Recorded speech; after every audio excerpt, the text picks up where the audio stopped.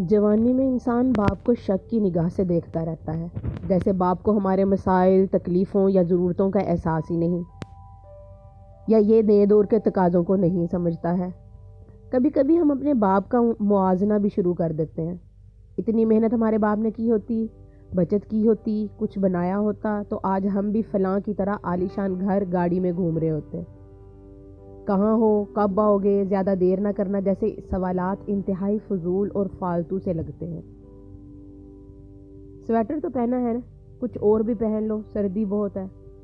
انسان سوچتا ہے اولڈ فیشن کی وجہ سے والد کو باہر کی دنیا کا اندازہ ہی نہیں۔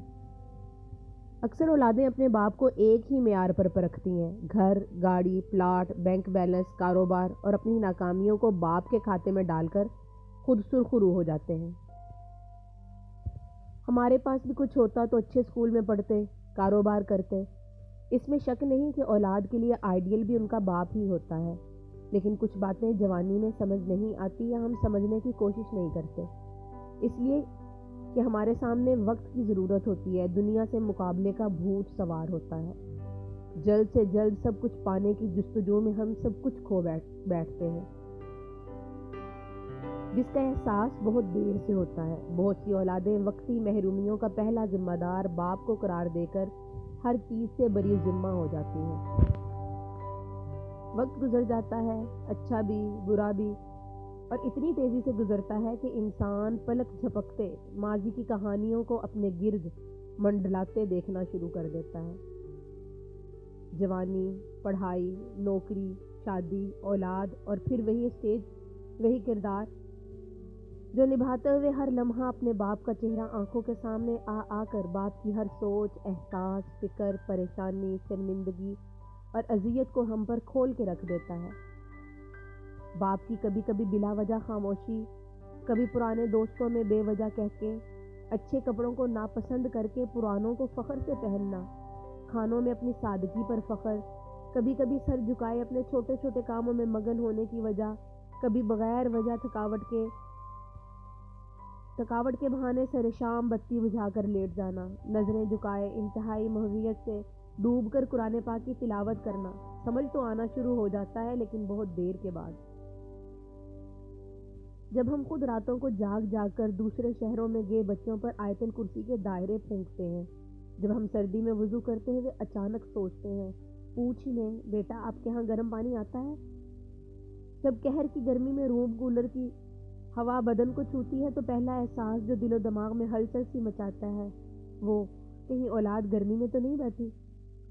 جوان اولاد کے مستقبل، شادیوں کی فکر، ہزار تانے بانے جوڑتا باپ تھک ہار کر اللہ اور اس کی پاک کلام میں پناہ ڈھونڈتا ہے۔ تب یاد آتا ہے ہمارا باپ بھی ایک ایک حرف، ایک ایک آیت پر رک کر بچوں کی سلامتی، خوشی، بہتر مستقبل کی دعائیں ہی کرتا ہوگا۔ ہر نماز کے بعد اٹھے کپ کپاتے ہاتھ اپنی دعاؤں کو بھول جاتے ہوں گے۔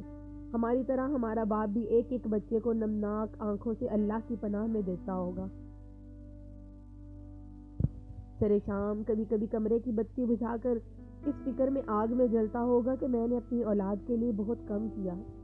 اولاد کو باپ بہت دیر سے یاد آتا ہے، اتنی دیر سے کہ ہم اسے چھونے، محسوس کرنے، اس کی ہر تلخی، اذیت، فکر کا ازالہ کرنے سے محروم ہو جاتے ہیں۔ یہ ایک عجیب احساس ہے جو وقت کے بعد اپنی اصل شکل میں ہمیں بے چین ضرور کرتا ہے، لیکن یہ حقیقتیں جن پر بر وقت عیاں ہو جائیں وہی خوش قسمت اولادیں ہیں۔ اولاد ہوتے ہوئے ہم سمجھتے ہیں باپ کا چھونا، پیار کرنا، دل سے لگانا یہ تو بچپن کی باتیں ہیں۔ باپ بن کر آنکھیں بھیگ جاتی ہیں، پتہ نہیں باپ نے کتنی دفعہ دل ہی دل میں ہمیں چھاتی سے لگایا ہوگا، بازو کھولے ہوں گے پیار کے لیے، اس کے ہونٹ تڑپے ہوں گے، اور ہماری بے باک جوانیوں نے انہیں یہ موقع نہیں دیا ہوگا۔ ہم جیسے درمیانے طبقے کے سفید پوش لوگوں کی ہر خواہش، ہر دعا، ہر تمنا اولاد سے شروع ہو کر اولاد ہی پر ختم ہو جاتی ہے، لیکن کم ہی باپ ہوں گے جو یہ احساس اپنی اولاد کو اپنی زندگی میں دلا سکے ہوں گے۔ یہ ایک چھپا میٹھا میٹھا درد ہے جو باپ اپنے ساتھ ہی لے جاتا ہے۔ اولاد کے لیے بہت کچھ کر کے بھی کچھ نہ کر سکنے کی ایک خلش آخری وقت تک ایک باپ کو بے چین رکھتی ہے۔ اور یہ سب بہت شدت سے محسوس ہوتا ہے جب ہم باپ بنتے ہیں، بڑھاپے کی دہلیز پر قدم رکھتے ہیں تو باپ کے دل کا حال جیسے قدرت ہمارے دلوں میں منتقل کر دیتی ہے۔